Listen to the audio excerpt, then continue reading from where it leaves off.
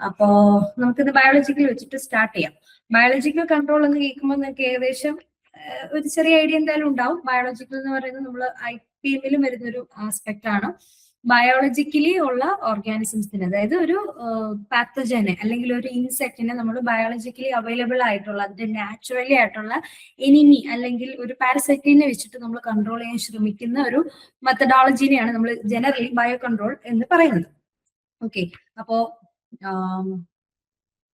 Bio control എന്ന് പറയുമ്പോൾ എന്താണ്, സിംപ്ലി നമ്മുടെ പാത്തജന്റെ ഇനോക്കുലത്തിന്, എമൗണ്ട് ഓഫ് ഇനോക്കുലത്തിനെ റെഡ്യൂസ് ചെയ്യാൻ ശ്രമിക്കുന്നു, അല്ലെങ്കിൽ പാത്തജന്റെ ഡിസീസ് പ്രൊഡ്യൂസ് ചെയ്യാനുള്ള കഴിവിനെ നമ്മൾ കുറയ്ക്കാൻ ശ്രമിക്കുന്നു. എങ്ങനെയാ? By one or more organisms. ഒറ്റൊരു ഓർഗാനിസം കൊണ്ടോ അല്ലെങ്കിൽ അതിൽ കൂടുതൽ ഓർഗാനിസംസ് കൊണ്ടോ നമ്മൾ പാത്തജനെ കുറയ്ക്കാൻ ശ്രമിക്കുകയാണ്. ആ ഡെഫിനിഷനിൽ ഒരു ഇമ്പോർട്ടന്റ് പാർട്ട് ഉണ്ട്, അതർ ദാൻ മെൻ എന്ന് എടുത്തു പറയുന്നുണ്ട്. ഇതാണ് ശരിക്കും പറഞ്ഞാലുള്ള ബയോളജിക്കൽ കൺട്രോളിന്റെ അംഗീകരിച്ചിട്ടുള്ള ഒരു ഡെഫിനിഷൻ എന്ന് പറയുന്നത്. ഇതിൽ അതർ ദാൻ മെൻ എന്ന് പറയുന്നത് എന്തുകൊണ്ടാണ്? നമ്മൾ ഡിസീസ് ട്രയാങ്കിളും ഡിസീസ് ടെട്രാഹെഡ്രനും പഠിച്ചപ്പോൾ ടെട്രാഹെഡ്രനിൽ വന്നപ്പോൾ നമ്മൾ അഡീഷണലി ഒരാളെ ആഡ് ചെയ്തിട്ട് നമ്മളെ തന്നെ എടുത്തിട്ട് ടോപ്പിൽ കൊണ്ടുവച്ചല്ലേ, ഹ്യൂമൻ ടോപ്പിൽ നമ്മൾ ഡിസീസ് പിരമിഡിന്റെ ടോപ്പിൽ കൊണ്ടുവച്ചിട്ടുണ്ടായിരുന്നു. എന്തുകൊണ്ടാണ്? നമുക്ക് ഈ പറയുന്ന ഒരു ഡിസീസ് ഡെവലപ്മെന്റ് ഏതൊരു പോർഷനിൽ കയറിയിട്ട് അതിനെ ഇന്റർഫിയർ ചെയ്തുകൊണ്ട് നമുക്ക് ഡിസീസ് ഡെവലപ്മെന്റ് തടയാൻ പറ്റും. സോ ഡിസീസിനെ നമുക്ക് പ്രിവെന്റ് ചെയ്യാൻ പറ്റും. സോ അതുകൊണ്ട് മാൻ എപ്പോഴും അതിലൊരു റോൾ ഉണ്ട് ഓൾറെഡി. അപ്പൊ മാൻ കയറി ഇന്റർഫിയർ ചെയ്ത് നമ്മളത് നശിപ്പിക്കുവാണ്, ഡിസീസ് ഡെവലപ്പ് ചെയ്യാൻ സമ്മതിക്കാതിരുന്ന, അതിന് ബയോളജിക്കൽ കൺട്രോൾ എന്ന് പറയാൻ പറ്റുമോ? ഇല്ല. സോ അതുകൊണ്ടാണ് അതർ ദാൻ മെൻ എന്ന് എടുത്ത് ഇവിടെ ഡെഫിനിഷനിൽ പറഞ്ഞിട്ടുള്ളത്. മാൻ അല്ലാതെ ബാക്കിയുള്ള ലിവിങ് ഓർഗാനിസംസിനെ വെച്ചിട്ട് നമ്മൾ പെസ്റ്റിനെ അല്ലെങ്കിൽ പറഞ്ഞ ഡിസീസിനെ കൺട്രോൾ ചെയ്യണമെങ്കിൽ അതിനെയാണ് ശരിക്കും ബയോളജിക്കൽ കൺട്രോൾ എന്ന് പറയുന്നത്. ബയോളജിക്കൽ കൺട്രോളും നിങ്ങൾക്ക് അറിയാം, നമുക്ക് ഡിസീസ് വന്നതിന് ശേഷം എത്രത്തോളം ബയോളജിക്കൽ കൺട്രോൾ എഫക്ട് ഉണ്ടാവും? വളരെ കുറവാണ് അല്ലെ, പറ്റത്തില്ല. അപ്പോൾ വരാതിരിക്കുന്നതിന് വേണ്ടിയിട്ട് പ്രിവെന്റീവ് ആസ്പെക്റ്റിലാണ് നമ്മൾ എപ്പോഴും ബയോളജിക്കൽ കൺട്രോളിനെ ചൂസ് ചെയ്ത് പോയിക്കൊണ്ടിരിക്കുന്നത്. ഇനിയും ബയോളജിക്കൽ കൺട്രോളിൽ നമ്മൾ ബയോ കൺട്രോൾ ഏജന്റുകളെയാണ് യൂസ് ചെയ്യുന്നത് അല്ലെ. ഈ പറയുന്ന ലിവിങ് ഓർഗാനിസംസിനെ യൂസ് ചെയ്യുന്നതിന് നമ്മൾ ബയോ കൺട്രോൾ ഏജന്റ് എന്നാണ് പറയുന്നത്. ബയോ കൺട്രോൾ ഏജന്റ് എന്ന് പറയും. അപ്പോ ഒരു ഓർഗാനിസം നമുക്ക് വഴി കൊടുക്കുന്ന ഏതെങ്കിലും ഒരു ഓർഗാനിസം ഓക്കെ ഇതിനെ നമുക്ക് ബയോ കൺട്രോൾ ഏജന്റ് ആക്കാം, അങ്ങനെ എടുക്കാൻ പറ്റുമോ? പറ്റില്ല. അപ്പൊ അതിന് കുറെ ക്രൈറ്റീരിയാസ് നോക്കണം, കുറെ ക്യാരക്ടേഴ്സ് ഒത്തു പോവുകയാണെങ്കിൽ മാത്രമാണ് നമ്മൾ ഒരു ഓർഗാനിസത്തിന് ബയോ കൺട്രോൾ ഏജന്റ് ആക്കി എടുക്കുന്നത്. അത് ഏതൊക്കെയാണ് ഈ ക്രൈറ്റീരിയ പറഞ്ഞിട്ടുള്ളത്? ഒരുപാട് ക്രൈറ്റീരിയ പറയുന്നുണ്ട്, പക്ഷെ സിമ്പിളാണ്. നമ്മളൊരു കോമൺ സെൻസ് ആലോചിച്ചാൽ നമുക്ക് കിട്ടുന്ന കാര്യങ്ങളേ ഉള്ളൂ അല്ലെ. ഒരു ബയോ കൺട്രോൾ ഏജന്റ് ഒരു പാത്തജന്റെ അടുത്ത് പോയാൽ ആ പാത്തജിനെക്കാളും കുറഞ്ഞ ഒരു ഗ്രോത്ത് റേറ്റോ റീപ്രൊഡക്ഷൻ റേറ്റോ വന്നാൽ ഈ പറയുന്ന ബയോ കൺട്രോൾ ഏജന്റ് അവിടെ പിടിച്ചു നിൽക്കാൻ പറ്റുമോ? ഇല്ല. എപ്പോഴും പാത്തജിനെക്കാളും ഡോമിനേറ്റ് ചെയ്യുന്ന ആളായിരിക്കണം ഒരു ബയോ കൺട്രോൾ ഏജന്റ് അല്ലെ. എന്നാലല്ലേ മറ്റതിനെ നശിപ്പിക്കാൻ പറ്റുള്ളൂ അല്ലെ, മറ്റതിനെ ഇൻഹിബിറ്റ് ചെയ്യാൻ പറ്റുള്ളൂ. അപ്പൊ അത് തന്നെയാണ് അതിന്റെ കൺസെപ്റ്റ്. നോക്കിക്കേ, should have high growth rate എന്തായാലും വേണ്ടേ? മറ്റേനേക്കാളും വേഗത്തിൽ വളരാൻ സാധിക്കണം, കൂടുതൽ റീപ്രൊഡ്യൂസ് ചെയ്യാൻ സാധിക്കണം, ഹൈ കോമ്പറ്റേറ്റീവ് എബിലിറ്റി ഉണ്ടായിരിക്കണം അല്ലെ. മറ്റതിനേക്കാളും ഫാസ്റ്റ് ആയിട്ട് വളരാനും ഫാസ്റ്റ് ആയിട്ട് കോമ്പറ്റീഷൻ കൊടുക്കാനും പറ്റണം. യെസ്, അതുപോലെ ഒരു ഫീൽഡ് കണ്ടീഷനിൽ കൊണ്ടുവരുന്ന സമയത്ത് ഒരു പാത്തജൻ എസ്റ്റാബ്ലിഷ് ചെയ്യുന്നതിനേക്കാളും എളുപ്പത്തിൽ സ്പ്രെഡ് ചെയ്യാനും എസ്റ്റാബ്ലിഷ് ചെയ്യാനുള്ള കഴിവുള്ള ആളായിരിക്കണം.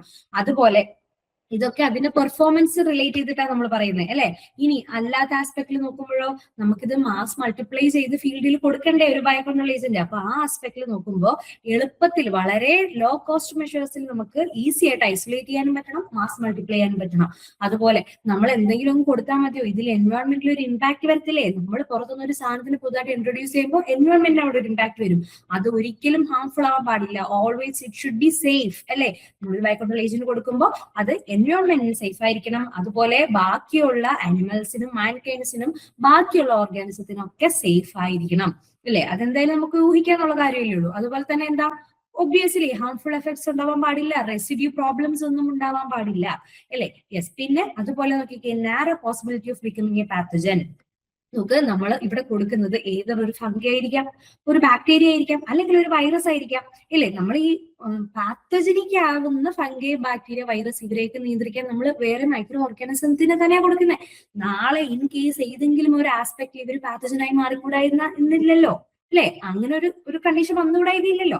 ഈ പറയുന്ന മ്യൂട്ടേഷൻസ് സംഭവിക്കാം, നമ്മുടെ ക്ലൈമറ്റ് മാറിക്കൊണ്ടിരിക്കുകയാണ്, എൻവയോൺമെന്റൽ കണ്ടീഷൻസ് മാറി വരുന്നതനുസരിച്ച് ഇവർക്ക് പാത്തജനിക് ആവാവുന്നതേ ഉള്ളൂ. അപ്പൊ ആ ഒരു പോസിബിലിറ്റിയും കൂടെ നമ്മൾ മുന്നിൽ കണ്ടുകൊണ്ട് അതൊക്കെ ടെസ്റ്റ് ചെയ്തിട്ട് നാരോ പോസിബിലിറ്റി ആവാനുള്ള സാധ്യത നോക്കി വേണം നമ്മൾ എടുക്കാൻ. ഇങ്ങനെ പാത്തജൻ ആവാൻ പാടില്ല, വളരെ നാരോ പോസിബിലിറ്റി അതിനുണ്ടാവാൻ പാടുള്ളൂ. അപ്പൊ അങ്ങനെയുള്ളവരാണ് ബയോകൺട്രോൾ ഏജന്റ് ആക്കി എടുക്കാനുള്ളത്. അതുപോലെ തന്നെ എന്താ ലബോറട്ടറി കണ്ടീഷൻസിൽ പെട്ടെന്ന് വളർത്തിയെടുക്കണ്ടേ, നമുക്ക് പ്യുവർ കൾച്ചർ ഇങ്ങനെ മെയിൻറ്റെയിൻ ചെയ്ത് പോയാലേ ഈ പറയുന്ന പോലെ മാസ് പ്രൊഡ്യൂസ് ചെയ്ത് വിടാൻ പറ്റത്തുള്ളൂ. അപ്പൊ ലബോറട്ടറി കണ്ടീഷനിലും നന്നായിട്ട് വളരണം, ഫീൽഡിലും നന്നായിട്ട് എസ്റ്റാബ്ലിഷ് ചെയ്യുന്ന ആൾക്കാരായിരിക്കണം. അതുപോലെ ഒരു പാത്തജനെ കൊണ്ടുവരുമ്പോൾ നമ്മൾ ഉദ്ദേശിക്കുന്ന ഏത് പാത്തജനെയാണോ നശിപ്പിക്കാൻ ശ്രമിക്കേണ്ടത്, that is A targeted pathogen, ആ പാത്തജനെ നല്ല രീതിയിൽ ഇൻഹിബിറ്റ് ചെയ്യാൻ കഴിവുള്ള ആളായിരിക്കണം. അപ്പൊ ഇത്രയും ക്രൈറ്റീരിയ ഒത്തുപോകുമ്പോഴാണ് ഒരു നല്ല ബയോ കൺട്രോൾ ഏജന്റ് ആണ്, ഓക്കെ, ട്രൈക്കോഡെർമ നല്ലൊരു ബയോ കൺട്രോൾ ഏജന്റ് ആണ്, സ്യൂഡോമോണാസ് എന്നൊക്കെ നമ്മൾ പറയുന്നത്. ഓക്കെ, അപ്പൊ ഇതാണ് ഒരു ഇൻട്രൊഡക്ഷൻ ആയിട്ട് ബയോ കൺട്രോളിനെ പറ്റി പറയാനുള്ളത്.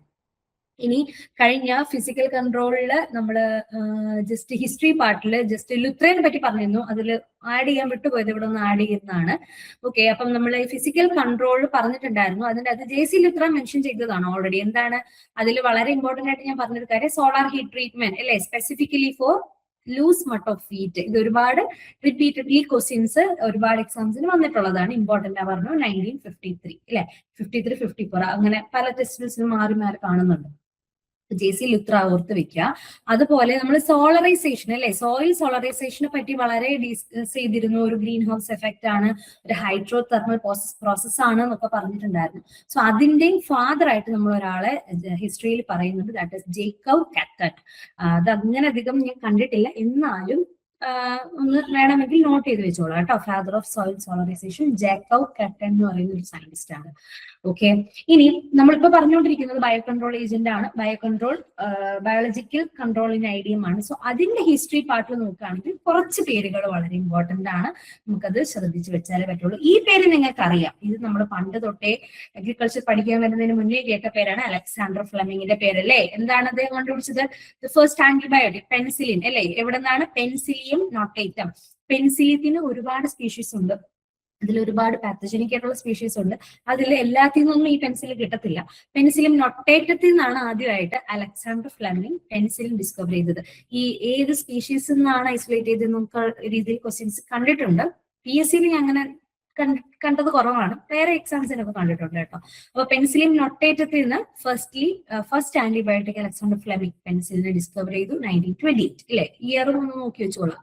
അതുപോലെ പിന്നെ ഇമ്പോർട്ടന്റ് ഉള്ള ഒരു കാര്യം, സാൻഫോർഡ് ആൻഡ് ബ്രാഡ്ഫോർഡ്, ഇവര് എന്താണ് ബയോളജിക്കൽ കൺട്രോൾ എന്നുള്ള ഒരു ടേം കോയിൻ ചെയ്തു. അതുപോലെ സപ്രസീവ് എഫക്ട് എന്നുള്ള ഒരു ടേമും ഒക്കെ ഐഡിയയിൽ ആദ്യമായിട്ട് കോയിൻ ചെയ്ത ആൾക്കാരാണ് ഈ സാൻഫോർഡും ബ്രാഡ്ഫോർഡും ഒക്കെ. പിന്നെ ഈ പേരൊന്ന് ഓർത്ത് വെച്ചേക്കുക, വെയിൻലിംഗ് എന്ന് പറയുന്ന ആളെ എപ്പോഴും ട്രൈക്കോഡെർമയുടെ പേര് കേൾക്കുമ്പോൾ കൂട്ടിച്ചേർത്ത് ഓർത്ത് വെക്കാൻ ശ്രമിക്കുക. കാരണം ട്രൈക്കോഡെർമയ്ക്ക് ഈ പറയുന്ന രീതിയിൽ ഒരു ആന്റഗോണിസം, ഇങ്ങനെ വളരെ സക്സസ്ഫുൾ ആയിട്ടുള്ള ഒരു ബയോ കൺട്രോൾ ആക്ടിവിറ്റി ട്രൈക്കോഡെർമയ്ക്ക് ഉണ്ട് എന്ന് ആദ്യമായിട്ട് കണ്ടെത്തിയ സയന്റിസ്റ്റ് ആണ് വെയിൻലിംഗ് എന്ന് പറയുന്നത്. ഫസ്റ്റിലെ ഇത് റൈസെക്ടോണിയ സൊളാനയിൽ ട്രൈക്കോഡെർമയ്ക്ക് ഭയങ്കരമായിട്ട് ആന്റഗോണിസം കാണിക്കാൻ പറ്റുന്നു, അങ്ങനെയാണ് ആദ്യമായിട്ട് അത് ഐഡന്റിഫൈ ചെയ്തത്. ഓക്കെ, അപ്പോൾ ട്രൈക്കോഡെർമയുടെ ഈ ഒരു ബയോ കൺട്രോൾ കാപ്പബിലിറ്റി, ഒരു ആന്റഗോണിസ്റ്റിക് എഫക്ട് ആദ്യമായിട്ട് കണ്ടെത്തിയ സയന്റിസ്റ്റ് വെയിൻലിംഗ് ആണ് 1932. ഓക്കെ, പിന്നെ 1970 SD ഗാരറ്റ്, ഈ പേരും കൂടി ഓർത്ത് വെക്കുക. SD ഗാരറ്റ്, ഇദ്ദേഹത്തിനെയാണ് നമ്മൾ ഫാദർ ഓഫ് ബയോളജിക്കൽ കൺട്രോൾ എന്ന് പറയുന്നത്. SD Garrett father of biological control എന്ന് പറയാറുണ്ട്.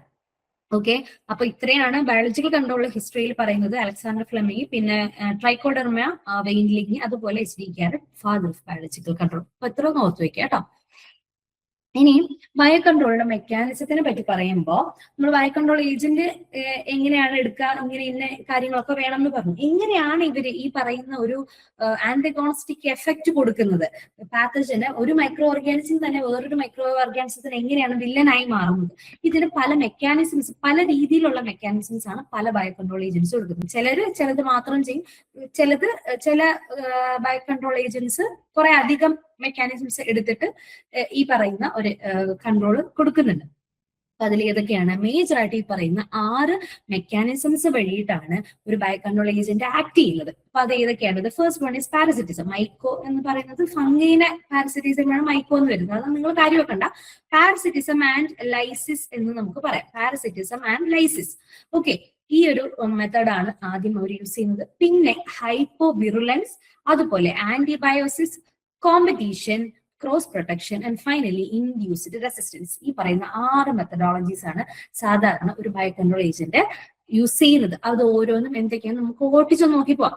കാര്യം ഇപ്പം ബയോ കൺട്രോൾ ഏജൻസിൽ കൂടുതലും ക്വസ്റ്റ്യൻസ് അധികം കണ്ടുവന്നിട്ടുള്ളത് ഒന്ന് അതിന്റെ മെക്കാനിസംസിൽ വെച്ചിട്ട് ചോദിച്ചിട്ടും പിന്നെ വളരെ ഇമ്പോർട്ടന്റ് ആയിട്ടുള്ള ബയോളജിക്കൽ കൺട്രോൾ ഏജന്റുകൾ നമ്മൾ യൂഷ്വലി കേട്ടിട്ടുള്ള ട്രൈക്കോഡെർമ, സ്യൂഡോമോണാസ്, ബാസിലസ്, നമ്മുടെ എന്താണ് വാം, AMF, ഇതിന്റെയൊക്കെ എക്സാമ്പിളുകളും ഇതിന്റെയൊക്കെ ഇൻഡെപ്ത് മെക്കാനിസം അവർ പ്രൊഡ്യൂസ് ചെയ്യുന്ന ആന്റിബയോട്ടിക്കുകൾ, പിഗ്മെന്റുകൾ, ഇതൊക്കെ വെച്ചിട്ടാണ് ഇപ്പൊ ക്വസ്റ്റ്യൻസ് റിപ്പീറ്റഡ്ലി വന്ന് കണ്ടിട്ടുള്ളത്.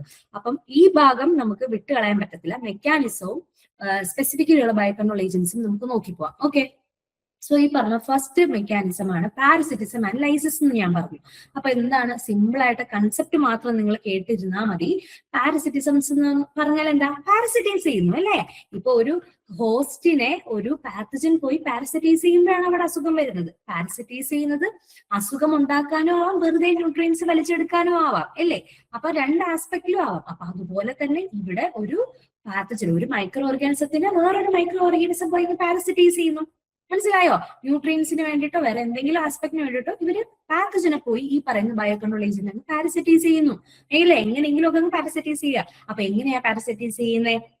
ഈ പറയുന്ന പ്ലാന്റ്സിൽ ഒരു പാത്തജൻ വന്ന് പാരസിറ്റൈസ് ചെയ്യുമ്പോൾ അവർ സ്പെഷ്യലി എന്താണ്, ഡിസീസ് ഡെവലപ്മെന്റിന് വേണ്ടിയിട്ട് പാരസിറ്റൈസ് ചെയ്യാൻ വേണ്ടിയിട്ട് സ്പെഷ്യൽ സ്ട്രക്ചേഴ്സ് ഒക്കെ ഉണ്ടാക്കൂലേ. എന്തൊക്കെയായിരുന്നു നമ്മൾ പഠിച്ചിട്ടുള്ളത്? അക്രോസോറിയ ഉണ്ടാക്കും ഇല്ലേ, ഇൻഫെക്ഷൻ പെഗ് ഉണ്ടാക്കി അകത്ത് കയറും. അകത്ത് കയറി കഴിഞ്ഞാൽ പിന്നെ ഇവര് ഇന്റർ സെല്ലുലാർ ആയിട്ടാണ് വളരുന്നതെങ്കിൽ പിന്നെന്താ, സെല്ലിൽ പോയിട്ട് ന്യൂട്രിയൻസ് എത്താൻ വേണ്ടി ഹോസ്റ്റോറിയ ഉണ്ടാക്കും അല്ലെ. അങ്ങനെ എന്തൊക്കെ ഡെവലപ്മെന്റ്സ് വഴിയിട്ടാണ് ഒരു പാത്തജൻ പാരസിറ്റൈസ് ചെയ്യുന്നത്.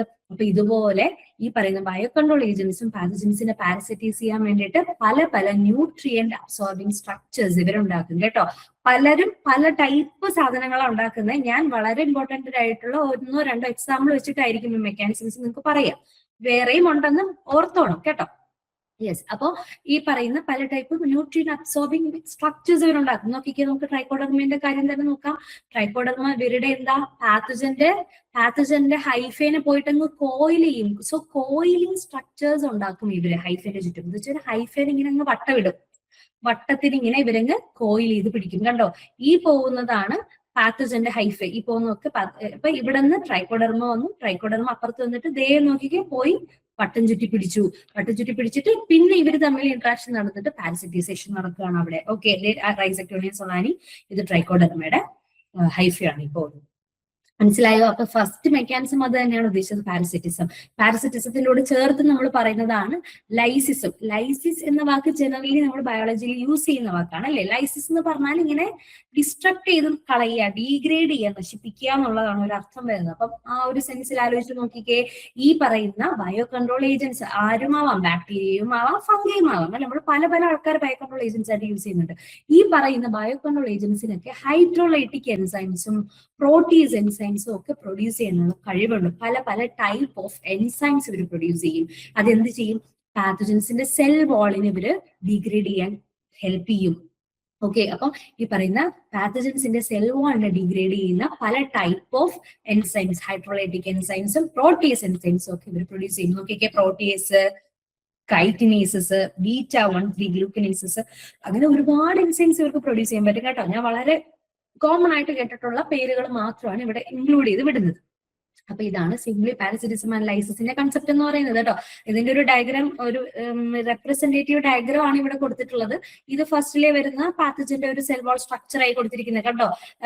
ഫോറമിയ മാനോ പ്രോട്ടീൻസ് ഉണ്ട്, ഇടയ്ക്ക് ബീറ്റ ഗ്ലൂക്കൻസ് ഉണ്ട്, താഴെ കൈറ്റിൻ ഉണ്ട്, സെൽ മെംബ്രെയിൻ എന്റെ താഴെ വരുന്നത്. ഇത്രയും അതിന്റെ സെൽ വാളിന്റെ ഭാഗമാണ്. ഇങ്ങനെ ഇരിക്കുന്നു. വളരെ ഹാപ്പി ആയിട്ട് പാത്തജൻ പോയിക്കൊണ്ടിരിക്കുമ്പോൾ ബയോ കൺട്രോൾ ഏജന്റ് വന്നിട്ട് എന്താ ചെയ്യുന്നത് നോക്കിക്കേ, പ്രോട്ടീസ് എൻസൈംസിനെ ഇറക്കി വിടുന്നു. ഈ പ്രോട്ടീസ് എൻസൈംസ് നേരെ പോയിട്ട് മാനോ പ്രോട്ടീൻസിനെ എഫക്ട് ചെയ്യും ഇല്ലേ. അതുപോലെ β1,3 ഗ്ലൂക്കനേസ് ഇതാവുന്നു, β1,3 ബീറ്റ ഗ്ലൂക്കൻസിനെ എഫക്ട് ചെയ്യും. കണ്ടോ, ഈ നീലയാണ് നമ്മുടെ ഗ്ലൂക്കൻസ്.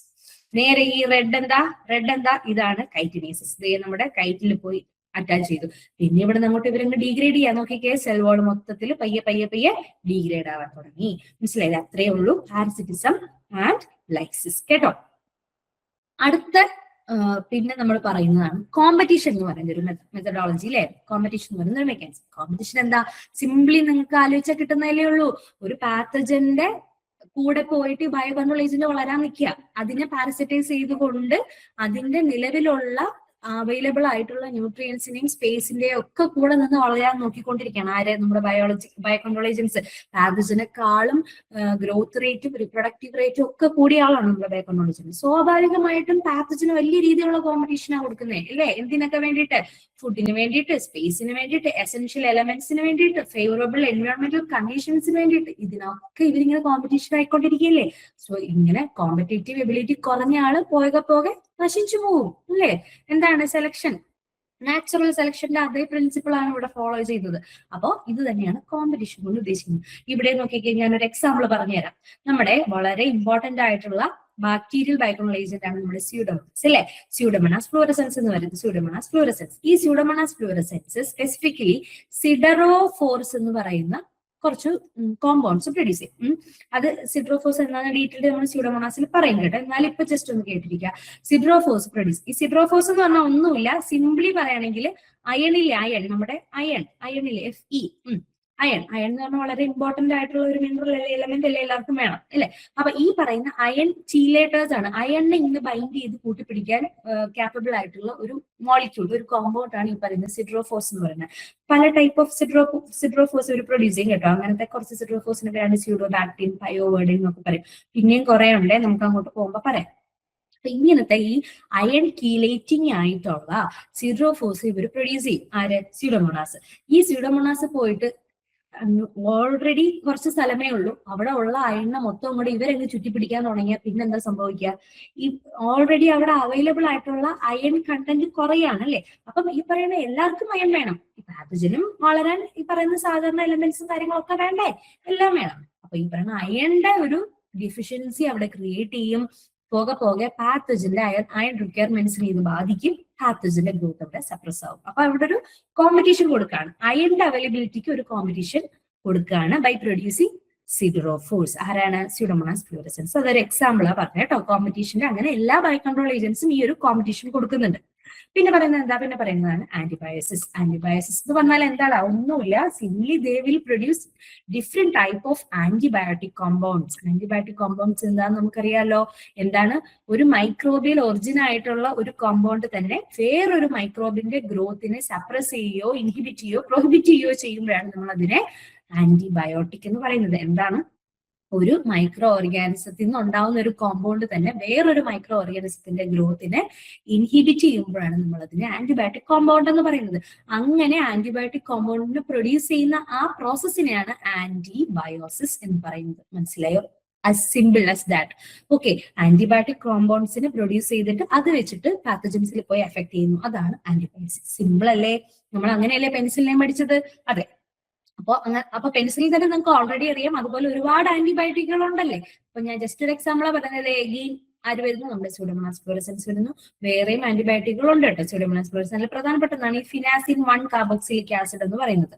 ഇത് ഈ പറയുന്ന നമ്മുടെ സ്പെസിഫിക്കലി നമ്മുടെ വീറ്റിന്റെ ടേക്ക് ഓൾ ഡിസീസ് എന്ന് പറയുന്ന ഒരു ഡിസീസ് ഉണ്ട്. ഗോമോണോമൈസിസ് ഗ്രാവിഡിസ് എന്ന് പറയുന്ന ഒരു പാത്തജൻ ആണ്. ഈ പാത്തജനെ സ്പെസിഫിക്കലി ഈ പറയുന്ന ഫിനാസിൻ 1 കാർബോക്സിലിക് ആസിഡ് എന്ന് പറയുന്ന സ്യൂഡോമോണാസിന്റെ ഈ പറയുന്ന ആന്റിബയോട്ടിക് ഇൻഹിബിറ്റ് ചെയ്യുന്നുണ്ട്. അതൊരു എക്സാമ്പിൾ ആയിട്ട് ഞാൻ ഇട്ടതാണ്. അപ്പൊ അത്രയേ ഉള്ളൂ ആന്റിബയോട്ടിക്. എന്താണ്? ചുമ്മാ ആന്റിബയോട്ടിക് പ്രൊഡ്യൂസ് ചെയ്യുന്ന പ്രോസസ്സാണ് ആന്റിബയോസിസ്. ക്ലിയർ? ഇനി അടുത്ത മെക്കാനിസം എന്താണ്? That is hypovirulence. ഹൈപ്പോവിറുലൻസ്. അപ്പൊ പേര് കേൾക്കുമ്പോൾ തന്നെ ചെറിയൊരു ഐഡിയ കിട്ടുന്നുണ്ടാവും. ദാറ്റ് ഈസ് ഹൈപ്പോ അല്ലെ? ഹൈപ്പോ എന്ന് പറഞ്ഞാൽ ദാറ്റ് ഈസ് റെഡ്യൂസിങ്, ഡിക്രീസസ്.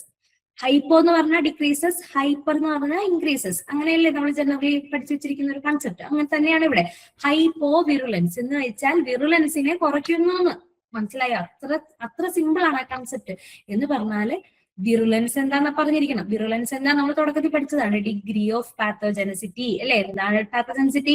ഒരു പാത്തജന് പോയി അസുഖം ഉണ്ടാക്കാനുള്ള അതിന്റെ കഴിവാണ് പാത്തോജെനസിറ്റി. അത് എത്രത്തോളം അതിന്റെ കഴിവുണ്ട്, അതിന് നമ്മളൊരു ഡിഗ്രി സ്കെയിൽ അളക്കുവാണെങ്കിൽ അതിനെയാണ് വിറുലൻസ് എന്ന് പറയുന്നത്.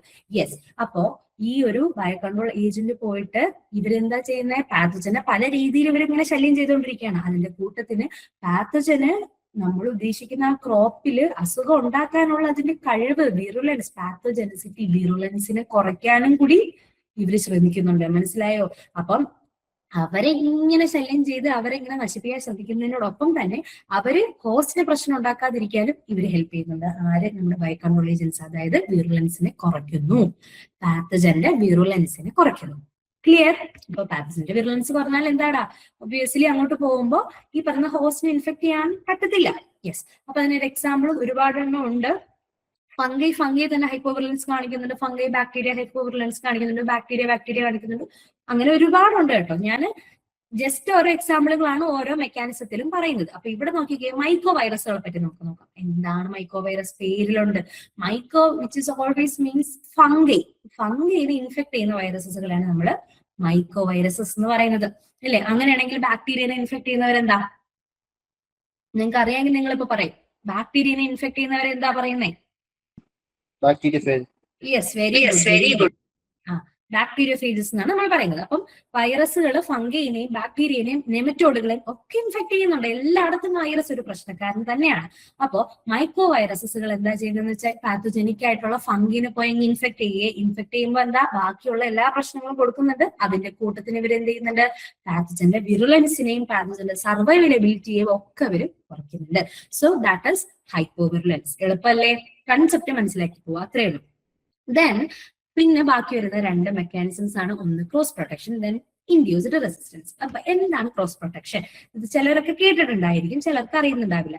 ഞാൻ സിമ്പിൾ ആയിട്ട് കൺസെപ്റ്റ് പറഞ്ഞുതരാം. പക്ഷെ അത് അങ്ങനെ തന്നെയാണ് എന്ന് പഠിക്കാനല്ല കേട്ടോ. Simple as that. It is A kind of എന്താണെന്നറിയോ? പ്ലാന്റ് വാക്സിനേഷൻ ആണ് എന്നൊന്ന് ഓർത്തിരിക്കാമോ? പ്ലാന്റിന്റെ വാക്സിനേഷൻ ആണെന്ന് ഓർത്തിരിക്കാം. പക്ഷെ പ്ലാന്റിന് ഇങ്ങനെ വാക്സിൻ കൊടുക്കുന്ന സെറ്റപ്പ് ഒന്നും ഇല്ല കേട്ടോ. അങ്ങനെ തെറ്റിദ്ധരിച്ച് വെക്കരുത്. നമ്മുടെ ബോഡിയിൽ ഒരു വാക്സിനേഷൻ എങ്ങനെയാണ് എഫക്ട് ചെയ്യുന്നത്, അതുപോലത്തെ ഒരു മെത്തഡോളജിയാണ് ക്രോസ് പ്രൊട്ടക്ഷനിൽ നടക്കുന്നതെന്നും ചിന്തിച്ചു വെക്കാം. നമ്മൾ എങ്ങനെയാണ് വാക്സിനേഷൻ കൊടുക്കുന്നത്? നമ്മളിപ്പം കൊറോണയ്ക്ക് വാക്സിൻ എടുത്തു. നമുക്ക് ഈ വാക്സിൻ എന്ന് പറഞ്ഞ ബോഡിയിലോട്ട് കുത്തിവെച്ചിരുന്ന സാധനം എന്താ?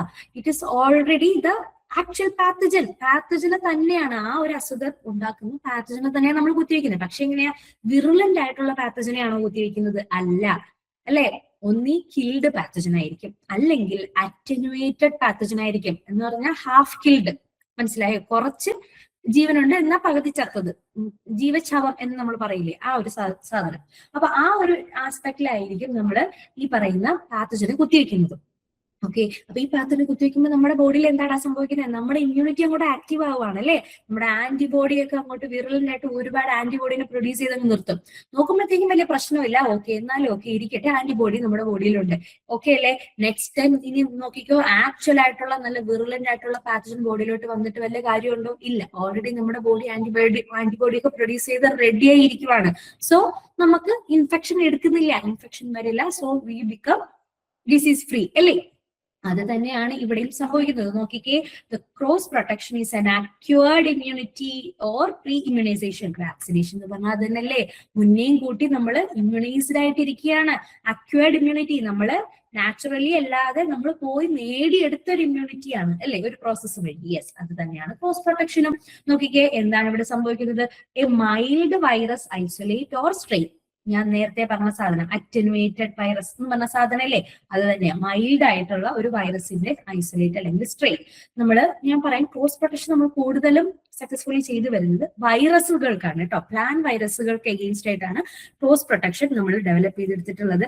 സോ ഒരു മൈൽഡ് ആയിട്ടുള്ള വൈറസിന് ഐസൊലേറ്റ് അല്ലെങ്കിൽ സ്ട്രെയിൻ നമ്മൾ ആദ്യമേ പ്ലാന്റിലോട്ട് കൊടുക്കും, അല്ലേ? That will protect the plant against economic damage caused by severe challenge strain or isolate from the same virus. ഈ പറഞ്ഞ സെന്റൻസ് വായിക്കുമ്പോൾ ഒരു കൺഫ്യൂസിങ് ആവുമെങ്കിൽ ഞാൻ പറഞ്ഞ കൺസെപ്റ്റ് നിങ്ങൾക്ക് ക്ലിയർ ആണല്ലോ. എന്ന് പറഞ്ഞാൽ ആദ്യമേ മൈൽഡ് ആയിട്ടുള്ള ഒരു സ്ട്രെയിൻ അങ്ങോട്ട് കൊടുക്കും. കൊടുക്കുമ്പോൾ പ്ലാന്റ് എന്ത് ചെയ്യും? പ്ലാന്റ് അതിന്റെ ഇമ്മ്യൂണിറ്റി അല്ലെങ്കിൽ അതിന്റെ ഡിഫൻസ് അങ്ങോട്ട് ഓൺ ആക്കിയിട്ട് റെഡി ആയി നിൽക്കുവാണ്. പ്ലാന്റിന് ആന്റിബോഡി ഒന്നും ഇല്ല കേട്ടോ. അങ്ങനത്തെ കൺസെപ്റ്റ് തെറ്റിദ്ധരിച്ച് വെക്കരുത്. പ്ലാന്റിന് പോയിട്ട് പ്ലാന്റിൽ ആന്റിബോഡി പ്രൊഡ്യൂസ് ചെയ്യുന്നതല്ല. പ്ലാന്റിന് വേറെ പല രീതിയിലുള്ള ഓൾറെഡി പ്ലാന്റിൽ തന്നെയുള്ള പല കൈൻഡ് ഓഫ് ഡിഫൻസ് ഉണ്ട്. നമുക്ക് അങ്ങോട്ട് പോകുമ്പോൾ പറയാം. ഹോസ്റ്റ് പ്ലാന്റ് റെസിസ്റ്റൻസ് നമുക്ക് ഡിസ്കസ് ചെയ്യാം. ഓക്കെ. അപ്പൊ പല കൈൻഡ് ഓഫ് റെസിസ്റ്റൻസ് ഉണ്ട് ഓൾറെഡി. ഈ പറയുന്ന റെസിസ്റ്റൻസ് അങ്ങോട്ട് ബിൽഡ് ചെയ്ത് ബൂസ്റ്റപ്പ് ആവുകയാണ് ചെയ്യുന്നത്. അങ്ങനെ നിൽക്കുമ്പോഴത്തേക്കും ആക്ച്വലി പിന്നീട് വരുന്ന സിവിയർ ആയിട്ടുള്ള ചലഞ്ച് സ്ട്രെയിൻ എന്നാണ് യൂഷ്വലി നമ്മൾ ഈ പറയുന്ന ഡെഫിനിഷനിൽ പറയാം. ചലഞ്ച് സ്ട്രെയിൻ എന്ന് പറഞ്ഞാൽ ശരിക്കുള്ള നല്ല ആക്റ്റീവ് ആയിട്ടുള്ള സ്ട്രെയിൻ വരുവാണ്. അത് വരുമ്പോഴത്തേക്കും അതേ വൈറസിന്റെ അതേ സ്ട്രെയിൻ, ആക്റ്റീവ് ആയിട്ടുള്ള സ്ട്രെയിൻ വരുമ്പോൾ പിന്നെ ഡിസീസ് അവിടെ ഉണ്ടാവില്ല. സോ ക്രോസ് പ്രൊട്ടക്ഷൻ, ആദ്യമേ നമ്മൾ സെയിം മൈൽഡിന് കൊടുത്തു, പിന്നീട് ആക്റ്റീവ് ആയിട്ടുള്ള ആൾ വരുമ്പോൾ നമ്മൾ റെഡി ആയി നിൽക്കുവാണ്. ഓക്കെ, ക്ലിയർ അല്ലേ? Simple as that. വാക്സിനേഷന്റെ സെയിം കൺസെപ്റ്റ് ആണെന്ന് ഓർത്തിരിക്കുക. ഓക്കെ, നിങ്ങൾ കൺസെപ്റ്റ് മനസ്സിലായെങ്കിൽ പിന്നെ നിങ്ങൾ ശ്രദ്ധിക്കേണ്ട കാര്യം ഇത് തന്നെ MSCP എന്നൊക്കെ പറഞ്ഞാൽ മൈൽഡ് സ്ട്രെയിൻ ക്രോസ് പ്രൊട്ടക്ഷൻ ആണ്. ഇത് നമ്മൾ ആദ്യമായിട്ട് ഡിസ്കവർ ചെയ്ത സയന്റിസ്റ്റിന്റെ പേരൊന്ന് വേണമെങ്കിൽ നോട്ട് ചെയ്തോളാം. ദാറ്റ് ഇസ് മെക്കനി എന്നാണ് പറയുന്നത് കേട്ടോ. മെക്കനി എന്നാണ് ഇത് വായിക്കുന്നത്. മെക്കനി എന്ന് പറഞ്ഞ സയന്റിസ്റ്റ് 1929 നമ്മുടെ വളരെ ഫേമസ് ആയിട്ടുള്ള ആള് അല്ലെ, ടൊബാക്കോ മൊസൈക് വൈറസ്. ഞാൻ എപ്പോഴും പറഞ്ഞു, നമ്മൾ വൈറസ് പഠിച്ചപ്പോൾ പറഞ്ഞു, വൈറൽ സ്റ്റഡീസുകൾ കൂടുതലും എപ്പോഴും യൂസ് ചെയ്യാൻ എല്ലാവർക്കും ഇഷ്ടമുള്ള ആളാണ് ടൊബാക്കോ മൊസൈക് വൈറസ് അല്ലെ. അപ്പം ടൊബാക്കോ മൊസൈക് വൈറസിൽ 1929 മെക്കനിയാണ് ആദ്യത്തെ ക്രോസ് പ്രൊട്ടക്ഷനെ ഡെവലപ്പ് ചെയ്തത്, റിപ്പോർട്ട് ചെയ്തത്. ഓക്കെ, നിലവിൽ നമ്മൾ എന്തിനൊക്കെയാണ് ഇത് യൂസ് ചെയ്യുന്നത് നോക്കിക്കേ. സിട്രസിലെ വളരെ ഇമ്പോർട്ടന്റ് ആയിട്ടുള്ള വൈറൽ ഡിസീസ് ആണ് സിട്രസ് ട്രിസ്റ്റസ വൈറസ്, നമ്മൾ പറഞ്ഞിരുന്നു. അതുപോലെ PRSV എന്താ, പപ്പായ റിംഗ് സ്പോട്ട് വൈറസ്. അതുപോലെ കൊക്കോയിലെ ഏറ്റവും ഇമ്പോർട്ടന്റ് ആയിട്ടുള്ള viral disease cocoa swollen shoot virus വീണ്ടും കിടക്കുന്നു. Tobacco mosaic virus, zucchini yellow mosaic virus, അങ്ങനെ ഒരുപാടുണ്ട് കേട്ടോ. ഇത്തരത്തിൽ മാത്രമൊന്നുമല്ല, ഇപ്പം ഒരുപാട് എണ്ണത്തിൽ ഈ പറയുന്ന ക്രോസ് പ്രൊട്ടക്ഷൻ വളരെ സക്സസ്ഫുൾ ആയിട്ട് കൺട്രോളിന് വേണ്ടിയിട്ട് നമ്മൾ യൂസ് ചെയ്യുന്നുണ്ട്. അപ്പൊ അറ്റ്ലീസ്റ്റ് ഒരു 3-4 എക്സാമ്പിളുകളെങ്കിലും ഓർത്തിരിക്കുക. Citrus tristeza, papaya, then cocoa swollen shoot, tobacco mosaic വരെയെങ്കിലും ഓർത്തിരിക്കുക കേട്ടോ. ഇനി ഒരെണ്ണം വേണമെങ്കിൽ ഒന്ന് അഡീഷണൽ ഇൻഫർമേഷൻ ആയിട്ട് നോക്കി വെച്ചോ. റെയിൻബോ എന്ന് പറയുന്ന ഒരു പപ്പായ വെറൈറ്റി ഡെവലപ്പ് ചെയ്തിട്ടുണ്ട്. That is specifically cross protected against PRSV. നമ്മൾ പറഞ്ഞു, പപ്പായ റിംഗ് സ്പോട്ട് വൈറസിന് സ്പെസിഫിക്കലി ക്രോസ് പ്രൊട്ടക്ഷൻ വഴി ഡെവലപ്പ് ചെയ്തെടുത്ത ഒരു വെറൈറ്റിയാണ് റെയിൻബോ എന്ന് പറയുന്നത്. ക്ലിയർ? ഇതിൽ തന്നെ ക്രോസ് പ്രൊട്ടക്ഷന് പല മെത്തഡോളജീസ് പിന്നെ യൂസ് ചെയ്യുന്നുണ്ട് കേട്ടോ. അത്രയും ഡീറ്റെയിൽ ഒന്നും നിങ്ങൾ അറിയണ്ട. ഇത്രയെങ്കിലും കാര്യം നിങ്ങൾ ക്രോസ് പ്രൊട്ടക്ഷൻ അറിഞ്ഞു വെച്ചിരുന്ന ഈ ഒരു ലെവലിൽ നിങ്ങൾക്ക് ക്വസ്റ്റ്യൻസ് വന്നാൽ നിങ്ങളെ കൊണ്ട് അറ്റൻഡ് ചെയ്യാൻ. ഓക്കെ, ക്ലിയർ അല്ലേ? അപ്പോ ഇതില് ഞാൻ ജസ്റ്റ് ഒരു റെപ്രസെന്റേറ്റീവ് പിക്ചർ കൊടുത്തിട്ടുള്ളതാണ് കേട്ടോ. അത് നിങ്ങൾ വലിയ ഡീറ്റെയിൽ മനസ്സിലാക്കാൻ നിൽക്കണമെന്നൊന്നുമില്ല. ഇത് ഞാൻ പറഞ്ഞായിരുന്നല്ലോ, ക്രോസ് പ്രൊട്ടക്ഷനിൽ ഇതിനുള്ളിൽ പിന്നെ പല മെത്തഡോളജീസ് യൂസ് ചെയ്തിട്ട് ഇതിനെ പിന്നെയും ക്ലാസിഫൈ ചെയ്തൊക്കെ പോകുന്നുണ്ടേ. അപ്പം അതിലുള്ളത് ഒന്നാണ് പ്രോട്ടീൻ മീഡിയേറ്റഡ്, ദെൻ RNA. ഒന്നുമില്ലടാ, അത് ചലഞ്ചിങ് വൈറസ്. നമ്മൾ ഉദ്ദേശിക്കുന്ന വൈറസില്ലേ, വൈറസിന് സിമ്പിൾ എന്താ ഉള്ളത്? ഒന്ന് അതിന്റെ ന്യൂക്ലിയർ മെറ്റീരിയലും പിന്നെ അതിന്റെ പ്രോട്ടീൻ കോട്ട് ക്യാപ്സിഡ് അല്ലെ. അപ്പൊ വൈറസിന് അങ്ങോട്ട് കൊടുക്കുന്നു നമ്മൾ പറഞ്ഞു. എങ്ങനെയാ കൊടുക്കുന്നത്? ചിലപ്പോ വൈറസ് SH മൊത്തത്തിൽ കൊടുക്കാം. ചില സ്ഥലത്ത് എന്താ പ്രോട്ടീൻ മീഡിയേറ്റഡ് എന്ന ഉദ്ദേശം എന്താണെന്ന് അറിയോ? ഇതിന്റെ പ്രോട്ടീൻ കോട്ടിന് മാത്രം എടുത്ത് കൊടുക്കാറുണ്ട് ചില കണ്ടീഷനിൽ. ചില സമയത്ത് എന്താ RNA മീഡിയേറ്റഡ് എന്ന് ഇവിടെ ഉദ്ദേശിച്ചത് ഇവിടുത്തെ മെറ്റീരിയൽ RNA ആണ് എന്ന് വിചാരിച്ചാൽ മതി കേട്ടോ. അപ്പൊ ന്യൂക്ലിക് മെറ്റീരിയലിനെ മാത്രം ഉള്ളിലോട്ട് കടത്തി വിട്ടിട്ട് കൊടുക്കാറുണ്ട്. അത് പല രീതിയിൽ കൊടുക്കും. അപ്പം ഈ പ്രോട്ടീൻ കോട്ട് വന്നാലും നമ്മളെ ബോഡി ഐഡന്റിഫൈ ചെയ്യുന്നത് നോക്കിയ വൈറസ് സംതിങ് എൽസ് വന്നു എന്നുള്ള രീതിയിൽ. മനസ്സിലായില്ലേ? അപ്പം ഇങ്ങനെ പല സാധനങ്ങൾ കൊടുത്തിട്ട് നമ്മൾ ഈ പറയുന്ന ക്രോസ് പ്രൊട്ടക്ഷൻ നടത്തിയെടുക്കാറുണ്ട്. ക്ലിയർ അല്ലേ? അത്രയേ ഉള്ളൂ cross protection. The next mechanism is induced resistance. Induced resistance എന്നുള്ള പേര് തന്നെയുണ്ട്. റെസിസ്റ്റൻസ് ഉണ്ടാക്കുവാണ് അവിടെ. ഇങ്ങനെ ഇൻഡ്യൂസ് ചെയ്യിപ്പിക്കുന്നു, അങ്ങോട്ട് നിർബന്ധിച്ചിട്ട് റെസിസ്റ്റൻസിനെ ഉണ്ടാക്കിയെടുക്കുകയാണ് ചെയ്യുന്നത് ഇല്ലേ? യെസ്. അപ്പൊ അതൊന്നും ഇല്ലടാ, പുറത്തുനിന്ന് എന്തെങ്കിലും രീതിയിലുള്ള സ്റ്റിമുലേഷൻസ് കൊടുക്കുമ്പോൾ നമ്മുടെ പ്ലാന്റിന്റെ ഡിഫെൻസീവ് കപ്പാസിറ്റി, റെസിസ്റ്റൻസ് അങ്ങോട്ട് എൻഹാൻസ് ആവുകയാണ് ചെയ്യുന്നത്. മനസ്സിലായോ? അത്രയുള്ള simple as that. Induced resistance. അപ്പൊ എന്തിനാണ് ഇൻഡ്യൂസ്ഡ് റെസിസ്റ്റൻസിന് ഇവിടെ ബയോളജിക്കൽ കൺട്രോളിന്റെ മെക്കാനിസം ആയിട്ട് പറയുന്നത്? ബയോളജിക്കൽ കൺട്രോൾ ഒബ്വിയസ്ലി പാത്തജൻ ഒന്നും അല്ല. പക്ഷേ നമ്മളെ പ്ലാന്റ് ബോഡിയിലോട്ട് ഏതെങ്കിലും ആസ്പെക്റ്റിൽ ഇവർക്ക് ഒരു സ്വാധീനം ചെലുത്താൻ പറ്റുന്നുണ്ട്. ചിലപ്പം മിക്കുള്ള ബയോ കൺട്രോൾ ഏജൻസിനും ഈ പറയുന്ന ഒരു എൻഡോഫൈറ്റിക് ആക്ടിവിറ്റി ഉണ്ട്. എൻഡോഫൈറ്റിക് ആക്ടിവിറ്റി എന്താണെന്ന് ഞാൻ പറഞ്ഞു തരാം. ഇത് പ്ലാന്റ് സെല്ലിന്റെ പ്ലാന്റ് ബോഡിന്റെ ഉള്ളിൽ കയറി എസ്റ്റാബ്ലിഷ് ചെയ്തിട്ട് ഈ പറയുന്ന ബയോളജിക്കൽ കൺട്രോൾ കൊടുക്കുന്നവരാണ് അധികവും. അപ്പം നമ്മുടെ ബോഡിയിൽ എക്സ്റ്റേണലി എന്തൊരു സാധനം വന്നാലും നമ്മുടെ ബോഡി ഒരു ഫോറിൻ ഓർഗാനിസം ആയിട്ടല്ലേ ഫോറിൻ പാർട്ടിക്കിളായിട്ട് ഐഡന്റിഫൈ ചെയ്യുക അല്ലെ. ഇത് നല്ലതാണോ ചീത്തയാണോ നമ്മുടെ ബോഡി പിന്നീട് അനലൈസ് ചെയ്ത് മനസ്സിലാക്കി എടുക്കുക ചെയ്യാം. ആദ്യം കയറുമ്പോൾ എല്ലാവർക്കും ഒരേപോലത്തെ ഒരു ഇമ്മ്യൂൺ റെസ്പോൺസ് കൊടുക്കാറില്ലേ? അതുപോലെ തന്നെയാണ്. അതായത് ഈ പറയുന്ന ഓർഗൻ ഡൊണേഷൻസ് ഒക്കെ നടത്തുന്ന സമയത്ത് പുറത്തുനിന്നൊരു ഓർഗൻ പുതുതായിട്ട് കൊണ്ടുവയ്ക്കുമ്പോൾ ബോഡി അഡാപ്റ്റ് ആവണം, ഇമ്മ്യൂണിറ്റി ഓക്കെ ആയി വരണം എന്നൊക്കെ പറയത്തില്ലേ? അതുപോലെ തന്നെയാണ് ഇവിടെ ബയോളജിക്കൽ കൺട്രോൾ ഏജൻസി പ്രശ്നക്കാരൊന്നും അല്ലെങ്കിൽ പോലും ഇവരിങ്ങനെ ഈ പറഞ്ഞ പ്ലാന്റ് ബോഡിയിൽ ഏതെങ്കിലും രീതിയിൽ അങ്ങോട്ട് ഇന്ററാക്ട് ചെയ്യുമ്പോഴത്തേക്കും ഈ പറയുന്ന ഒരു എക്സ്റ്റേണൽ സ്റ്റിമുലേഷൻ പോലെയാണ് പ്ലാന്റ് ബോഡി റിക്കഗ്നൈസ് ചെയ്യുക. അപ്പം പ്ലാന്റ് ബോഡിക്ക് ഓക്കെ എന്തോ ഒരു ഡിസ്കംഫർട്ട് വരുന്നുണ്ട്, എന്തോ ഒന്ന് വരുന്നുണ്ട്, നല്ലതാണോ ചീത്തയാണോ എന്ന് അറിയില്ല, എന്നാലും ഒന്ന് ഓക്കെ ആയിട്ടിരിക്കാം, ഒന്ന് ബൂസ്റ്റപ്പ് ആയിട്ട് ഡിഫൻസ് നിർത്താം എന്നുള്ളൊരു കൺസെപ്റ്റ് വരും. സോ അതിന്റെ ഭാഗമായിട്ട് എന്താണ് സിസ്റ്റമിക് അക്വേർഡ് റെസിസ്റ്റൻസ്, സാർ എന്ന് നമ്മൾ ചുരുക്കപ്പേര് പറയും. Then induced systemic resistance, ISR. ഈ പറയുന്ന രണ്ട് ഇൻഡ്യൂസ്ഡ് റെസിസ്റ്റൻസിന്റെ രണ്ട് രീതിയിലുള്ള റെസിസ്റ്റൻസും ഇവര് ബിൽഡപ്പ് ചെയ്ത് നിർത്തും. അതിനെയാണ് ഇൻഡ്യൂസ്ഡ് റെസിസ്റ്റൻസ് എന്ന് പറയുന്നത്. മനസ്സിലായോ? അപ്പൊ ഇങ്ങനെ ബയോളജിക്കൽ കൺട്രോൾ ഏജന്റ് ചെറിയൊരു സ്റ്റിമുലേഷൻ കൊടുത്തതിന്റെ ഭാഗമായിട്ട് പ്ലാന്റ് തന്നെ അതിന്റെ ഇൻഡ്യൂസ്ഡ് റെസിസ്റ്റൻസ് ഒക്കെ ഉണ്ടാക്കിയെടുത്ത് നിൽക്കുക. പിന്നെ വീണ്ടും പാത്തജൻ വന്നാല് നമുക്ക് നല്ല ഗുണമല്ലേ, പിന്നെ പാത്തജൻ കയറാതെ നമ്മളെ പ്ലാന്റ് വീണ്ടും അലേർട്ടായി നിൽക്കുകയാണ്. അപ്പം അതും ശരിക്കും പറഞ്ഞാൽ ബയോളജിക്കൽ കൺട്രോൾ നല്ല ഒരു ആസ്പെക്റ്റിലാണ് ഇവിടെ ആക്ട് ചെയ്യുന്നത് അല്ലെ. അപ്പൊ അതാണ് പിന്നത്തുള്ള ഒരു മെക്കാനിസം. അതിന്റെ ഒരു ഡയഗ്രമാറ്റിക് റെപ്രസെന്റേഷൻ കൊടുത്തിട്ടുണ്ടെന്നേ ഉള്ളൂ കേട്ടോ. അതായത് ഇപ്പം ബയോളജിക്കൽ കൺട്രോൾ ഏജന്റ് വരുന്നതല്ല, വേറെ എന്തായിക്കോട്ടെ, ഡിഫൻസ് ഇൻഡക്ഷൻ, അതായത് ഡിഫൻസിനെ ഉണർത്താൻ വേണ്ടിയിട്ടുള്ള ഒരു സ്റ്റിമുലേഷൻ വന്നു എന്ന് വിചാരിക്കുക. വരുമ്പോഴത്തേക്ക് എന്താ, ഡിഫൻസ് ജീൻസ് ഒക്കെ അങ്ങോട്ട് ആക്റ്റീവ് ആവുന്നു. PR ജീൻസ്, പാത്തോജനസിസ് റിലേറ്റഡ് ജീൻസ് എന്ന് പറയാം കേട്ടോ. അപ്പൊ ഇതൊക്കെ വരുന്നതിന്റെ ഭാഗമായിട്ട് പ്ലാന്റിൽ പല രീതിയിലുള്ള സിഗ്നൽസ് ഒക്കെ അങ്ങോട്ട് ആക്റ്റീവ് ആവുന്നു, പല പാത്വേസ് ആവുന്നു, പല പ്രൊഡക്ട്സുകൾ ഉണ്ടാവുന്നു. Finally that will prevent the pathogen attack. Clear അല്ലേ? യെസ്. അപ്പൊ ഇത്രയാണ് പ്രധാനമായിട്ടും ബയോളജിക്കൽ കൺട്രോളിലെ മെക്കാനിസംസ് പറഞ്ഞത്. എന്തൊക്കെയാണ് നമ്മൾ പറഞ്ഞിരുന്നത് നോക്കിക്കേ? പാരസിറ്റിസം ആൻഡ് ലൈസിസ് അല്ലെ. Parasitism and lysis, competition, antibiosis, hypovirulence, cross protection and induced resistance. അപ്പം ഇത്രയുമെങ്കിലും സിമ്പിൾ ആയിട്ട് കൺസെപ്റ്റ് പഠിച്ചു വെക്കുക. അതിൽ വളരെ ഇമ്പോർട്ടന്റ് ആയിട്ടുള്ള പോയിന്റുകൾ നോക്കി വിടുക കേട്ടോ. ഞാൻ പറഞ്ഞത് നിങ്ങൾ ഇതിലെ പല വാക്കുകളും ചിലപ്പോൾ പലയിടത്തായിട്ട് പ്രീവിയസ് ഇയർ ക്വസ്റ്റ്യൻസ് നോക്കിയിട്ടുള്ളവർ കണ്ടിട്ടുണ്ടായിരിക്കാം. അപ്പോ ഈ പറഞ്ഞ കൺസെപ്റ്റ് മനസ്സിലായില്ലെങ്കിൽ നിങ്ങൾക്ക് ഇത് തെറ്റാൻ സാധ്യത കൂടുതലാണ്. അതുകൊണ്ടാണ് കേട്ടോ മെക്കാനിസം പറഞ്ഞത്. Okay, thank you.